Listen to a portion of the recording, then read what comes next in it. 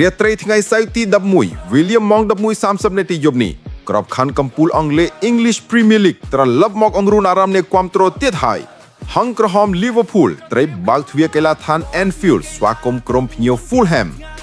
វិភាគកម្លាំងក្រុម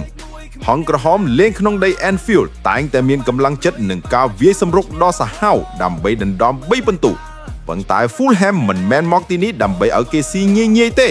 ពួកគេច្បាស់ជារៀបចំទម្រង់ការពារយ៉ាងតឹងណែនបំផុតដើម្បីរារាំងម្ចាស់ផ្ទះហាងឆេងមកមើលហាងឆេងក្តៅៗយប់នេះគឺ Liverpool តឲ្យ Fulham កន្លះគ្រាប់តែចំណុចពិសេសបើបងប្អូនចង់លេងគ្រាប់បាល់ខ្ញុំសូមណែនាំឲ្យយក under គឺក្រោម3គ្រាប់កន្លះហេតុអ្វីព្រោះ Fulham នឹងលេងបិទយ៉ាងក្រាស់ហើយ Liverpool ទោះឈ្នះក៏អាចត្រឹម 1-0 ឬ 2-0 ប៉ុណ្ណោះភាគរយមានគ្រាប់បាល់តិចគឺខ្ពស់ណាស់តើហង្សក្រហមអាចយកជ័យជំនះបានទេ